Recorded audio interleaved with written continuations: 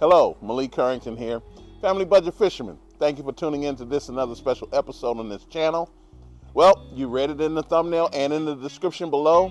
I'm going to be giving you another rod and reel arsenal, this time on my what I would call my mid to upper level rod and reel arsenal. Let's get started.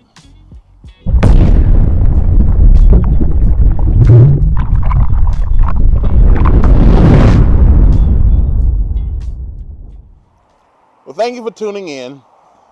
I want to tell you, I've had a lot of challenges getting this video out, dealing from issues from work to weather. As you can see behind me right now, I'm in the middle of a storm, which should be snow, but it's coming down like rain. This whole yard was full of snow. Matter of fact, I'll show you some pictures. You're not going to believe it, but they're the middle of the night. But because the reflection of snow is so high, I took these pictures, of course, with an iPhone 12 Pro Max, so it was a good camera. But you could just see how beautiful it looked out here. Then I'm going to show you a daytime after the kids ran through some of the snow, what it actually looked like. So you should be seeing it right now for both photographs. But having said that, it's been real tough trying to get a video out. Just due to weather and circumstances. I mean, I have to travel out of town on several occasions, so I'm going to get a few in ahead. We're going to be able to work it out. Just stick with me. Stick with me. So, in no specific order, I'm going to start off with, let's see, which one is this one here? This one is my 7'1" medium heavy Almond Black 3. I have the Almond Black 2s. I love those 2s. I've actually broke a tip on the 2, and I'm going to try to I might do some repair videos, see how those videos work themselves out. But this is the Almond Black 3. It is paired with a now discontinued the Creed GT 3000 reel. I still have all 6 of mine. I think I got 6. I may have more, but I think I have 6. And I use them all the time. There is the replacement rod that I have here. You can watch my videos on it and tell me what you think of what I believe about the newer model. Having said that, this is a 7'1". This is my chatterbait. Well, actually, it's my bladed bait rod. So chatterbait, spinnerbait, buzz baits, inline spinners, the big ones like the MEP 6 and stuff like that when I want to go salmon fishing. By the way, when's the last time you've thrown an inline spinner for bass? There might be something to bring back since nobody throws it. Just think about that. So this is my bladed bait rod. All of my rods, except for one in this series, have the 6-pound test diameter, 45-pound break strength fins fishing line. So they all have that. And almost all of them have the 20-pound fluorocarbon leader. So I don't want to have to say that all the time. And they all have a snap on them. Some have a snap and a swivel, and I'll explain that as we go forward. But that is the first of, I think I got 10 rods here. The next one is, this is my crankbait rod. This is a 7'5" Almond Black 3, just like the Almond Black 3 there. But this is a 7'5", and this is the medium, I believe it is. Here, let me let some line out before I hook myself. There we go. Let's put it back on. I don't know why it doesn't want to go back on the hook keeper. There we go. So this is the 7'5". And this is the Almond Black 3, and this is and you've heard me talk about this already on this channel, so you can go back and take a look at if you want to know the in-depth on this rod or my Almond Black 3 overall, 1/4 to 3/4 ounce rod. And the reason I got the 7'5" is because I needed distance, and of course, like I said, the line is still the same as I just mentioned. This is the Creed GT 3000 that it is paired with. And I really enjoy throwing this. I haven't caught a lot. I caught a lot of dinks, but This beginning next month, beginning March, I think things are going to change for my fortunes with this particular rod. I'm going to throw it more. That's the main thing. I'm going to throw it a whole lot more. So that is my primary crankbait rod. And I probably should say for most of my rods, they're primary. They have secondary uses, but their primary uses are what I'm sharing with you now. Here we go. This is my primary tube rod. This is the discontinued Shimano Corrado. They have a new version of this out now. I do not plan to get it, and I'll tell you a quick reason why, is because the discontinued Shimano Zodius, okay, number one, I have too many of those. But having said that, what they tried to do was make the Shimano, the current model Shimano Corrado, basically a discounted look of a version of a Zodius rod. So what the Zodius rod has always been, until they upgrade it, they now want that to be the Corrado. Now, looking at the technology of it, of course, it doesn't look as beautiful as a Zodius rod, but I just said, I think you've compromised too much. Maybe it might even be a good idea to pull that Corrado out of your lineup because you're trying to make it something that it shouldn't be, or make the Zodius a little bit more than what it should be, and maybe that might make a difference. I don't know which direction they go. I just think that the rods, a lot of these rod manufacturers make their rod models too similar to one another so that it doesn't really matter whether you get one or the other. In all fairness, I prefer the Zodius over the Corrado.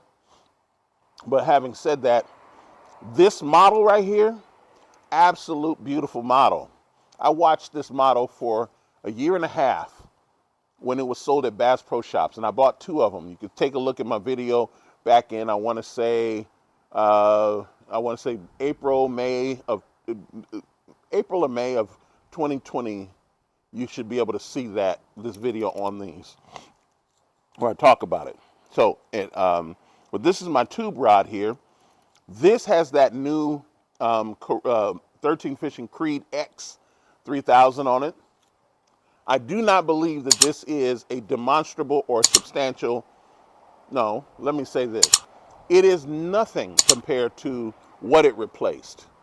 I believe it is a downgrade rather than an upgrade of what it replaced. That said, it's in my lineup. I bought it. It's good enough for what this use is. As I mentioned to you before, this particular setup has a snap and a swivel on it because I am a power fisherman, and a power finesse at that. And when I pop up my tubes and my worms and so forth, I'm popping them up, and there's a lot of line twists. And so this relieves a lot of the line twists.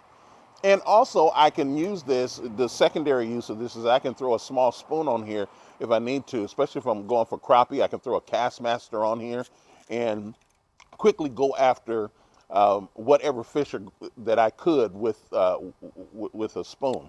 So this is my primary tube jig. Again, this is the Shimano Corrado. If you want to hear the specs on it, go back to my video on this particular model, going back to April or May of 2020. The next one is my Bass X rod. Now, this rod, I love this rod. I love this rod. I mean, I think this is, if there was ever an improvement that St. Croix did, it was to improve on the previous model to the current model. This is a demonstrable, substantial improvement over the previous model. And in my opinion, the previous model wasn't as terrible as the reputation might say, but I prefer this over that one. This is my drop shot rod, and I want to tell you how I have it set up. And I may actually do an extended video on how I set up my drop shot rod as a non-competitive fisherman. Let me say that again, as a non-competitive fisherman. I would not set this up this way if I was in a tournament where my livelihood depended on it. But for fun fishing, this works. So I have a standout drop shot hook. Okay, it could be, I think the other, it's called a true turn for some, but I know most places this is called a standout drop shot hook. I prefer that one because I can tie whatever knot I want, and then all I have to do is drop a line through the bottom eye, and it stands up. I don't have to be sophisticated in how this thing sets up. And also, I can, when it's straight, when it has the weight on it, it avoids the droop. It avoids the droop, okay? So it sets up like that. It also has, this is a snap called a no knot snap. No, K-N-O-T snap. You can see that up close there. It's a no knot snap. And it's called a no knot FAS snap. So you can find these all around. I use these to put my drop shot hooks on because I don't want to just snap a little the line onto the weight. And we all know that's just big money for those people who produce those weights. Let's just be honest.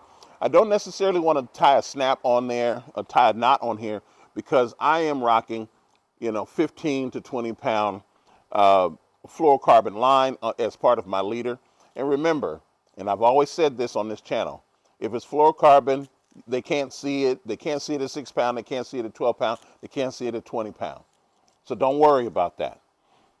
It also has a snap, again, to prevent line twist.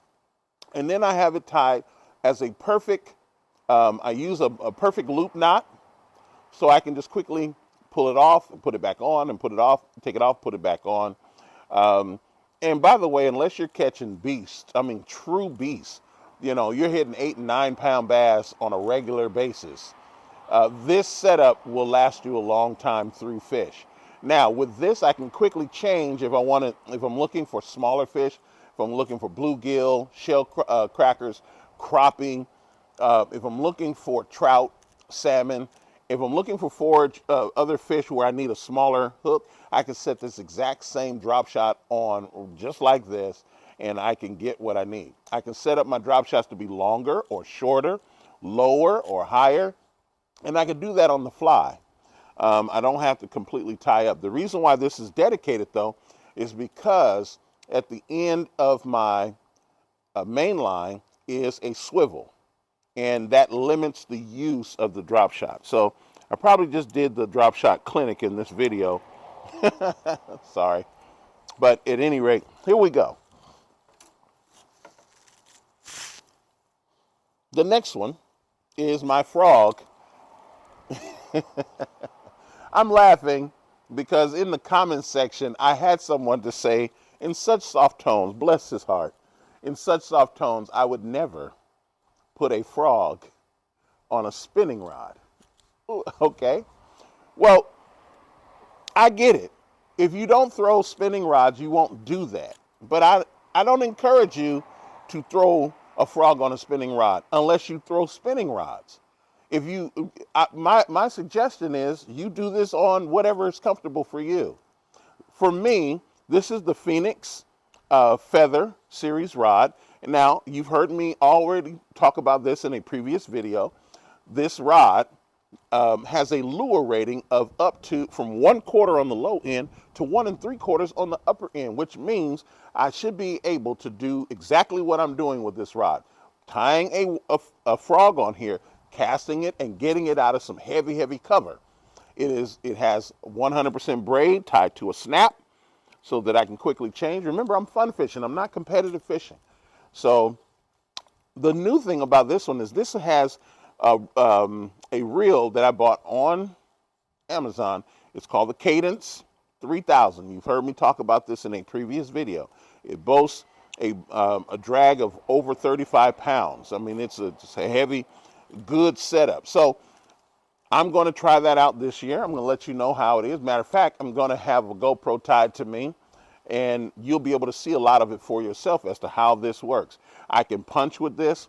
I can throw my bigger topwater baits with this, like my Zara spooks and my pencil poppers. I can throw it with this, and those are secondary uses. But my primary use is to make sure that I have a frog tied on, both a floating frog or even a submersible frog. So This is my primary frog rod.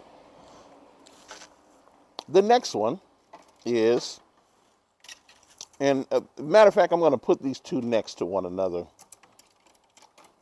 Grab this one. I'll set that one to the side for a second. This is one of two rods that might not remain in the mid-level section, and that's because both of these rods, the rods alone are over $200, okay? So this is my Victory rod, and it is paired with a discontinued Summit XT. Now I did this for looks because it's a great rod, a great reel.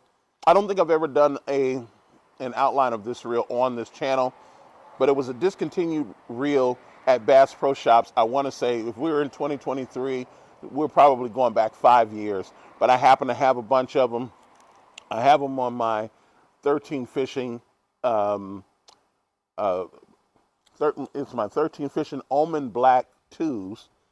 I have them paired with those, but I wanted to pair with this because it looks good. 14-pound break strength. It's primarily my paddle tail rod. I mean, just throwing all kinds of paddle tail or smaller swim baits. I would say for this rod, I'm throwing swim baits that are between 3.5 and 5 inches. You see one right here, which I think is 4 inches. It might be 3.5 or 4 inches. No, 3.8. This is 3.8. And it is paired with, as I mentioned, the Pflueger Summit XT. And this is my Victory. The rod itself is over $200. The reel, when it was for sale at Bass Pro Shops before they started doing a 40% sale, if I remember correctly. I bought these in Las Vegas when I was at my mom's house for Thanksgiving. They were selling for about $80. So $210 plus 80, you know, you're at $300, but you're at the $250 to $300. And maybe I should have mentioned one of the things that I had to do for this series is to go into the $250 to $300 range, because on the retail side there were so many rods in there that had gotten price increases. So it's $250 to $300. Now that Victory series starts at $180. So you can adjust it down $40 or $30 and maybe hit the mark there, okay? The next one that is even less likely to stay in this mid-level area is this John Cruz Cashin rod Icon series spinning rod. And this model is actually called the drop shot rod. Now my Bass X is, for my lineup, a drop shot rod. But this one is called a drop shot rod. I'm not using it for that. As you remember me doing a review last year of this rod is heavily weighted in the back end. I now understand what the technology is. I respect the technology. But for me, because I'm going to keep the rod, at least for now, I'm limiting that to my weightless and lightly weighted worm baits. So this is my primary worm rod for weights up to about 1/8, maybe 3/16, and then I'll move to something else. But I fish a lot in that area. For a lot of guys, they're fishing quarters, halves. I'm in the weightless up to about 3/16. Every now and then I might touch on a quarter when I'm throwing it, but my sweet spot is 1/8 to 3/16. So that's what this serves as. Of course, it has the Crete GT3000 reel on it. This rod is $245, $244.99. This reel, when it was on sale, was a $90 rod. So as you can see, we're talking about a $330 combo. Now, obviously, I didn't get it for that. I think my reels were averaging $30, and then my reels were averaging 30 or $40 from Dick's Sporting Goods years ago. And then the rod here, I know I spent a lot less than that. I might have spent $150 for the rod, maybe not even that. But check the video to see that it was way down there. So for my rod and reel arsenal, it fits the $250 to $300 range. The next one is my crappie rod. Now, it's primarily my crappie rod. You know what its secondary purpose is?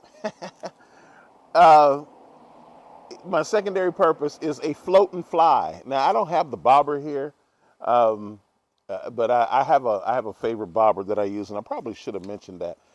Maybe one day I'll do a special episode on the, just my crappie rods and why I choose the way that I choose them. So, at any rate, these are my bass rods for crappie, and that's probably the name. That's the name of the channel. I mean, of the new video. So this is my crappie rod. This is a 7'8" Phoenix M1. This is the new M1 when it came out. Check my video a couple of years back to see how I acquired this. It is paired with the Abu Garcia Revo X. This is the 30 size or 3000 size.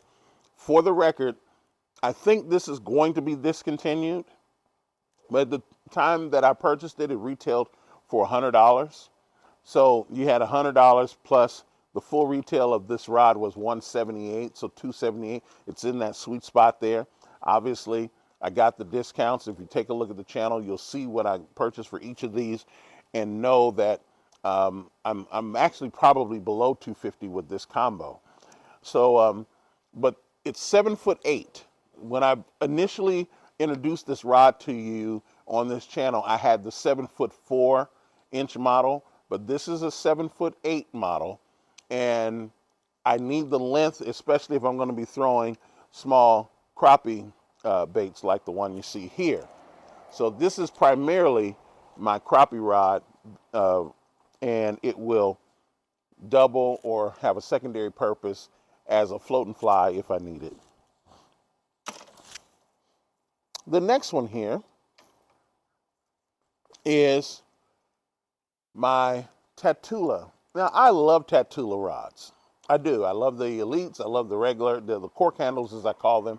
But this is my Tatula rod, and I don't know what the status of the Tatulas are going to be, and it's actually starting to sprinkle right now for some reason. I don't know what the status of the Tatulas are, but I can say this, that these are fantastic. I have it paired with, this is a Daiwa Legalis, the LT3000 DC.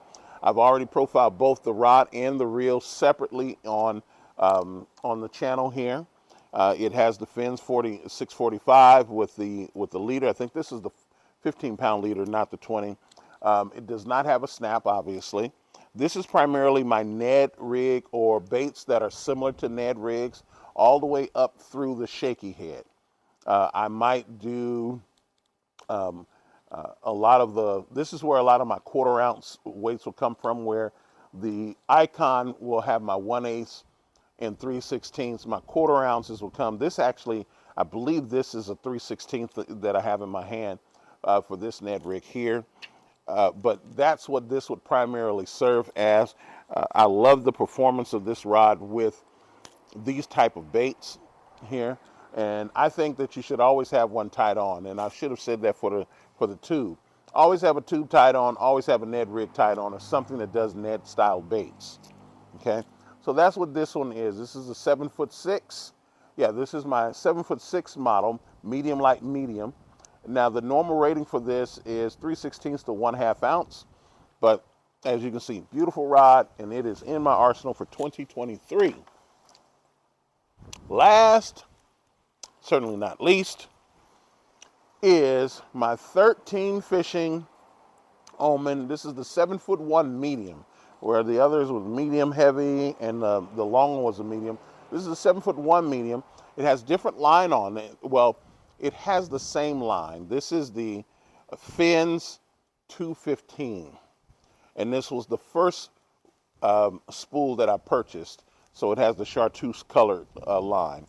This is my, primarily my topwater baits for small topwater baits. So my small poppers, my hula grubs, my torpedoes, different baits like that. So This is primarily what this use is for, and once again, you should always have something accessible for that. This can also double if I'm getting into a real serious situation with crappie, where I need to have a secondary, maybe a 1/8 ounce curly tail on here, something like that. This is what I could double it as. So that's what this use is for. But this primary purpose is for me to throw these top water baits here. So as you can see, those are my 10 for 2023. Those are all 10 of my rods in the 2023 mid-range priced rod and reel arsenal for this year. And you'll see a lot of material for the channel be based upon this selection of rods. And remember, my mid-range is for lakes that don't have a lot of competition, not a lot of tournaments and all that kind of stuff, full of fish, and I can either be on a boat or shoreline. That's how I choose these. The budget is for small bodies of water with no competition, and I may even be taking children with me. You know, I have children who like to fish with me, newbies and so forth. And then the next video, I will have my high end. And my high end is truly impressive. So, at any rate, do me a favor. Don't do anything to break your family's budget by buying any of this equipment at any time in any place. Please don't do it. But by every ethical and legal means, do everything you can to break your personal best. I'll see you in the next video. Have a great time. Take care.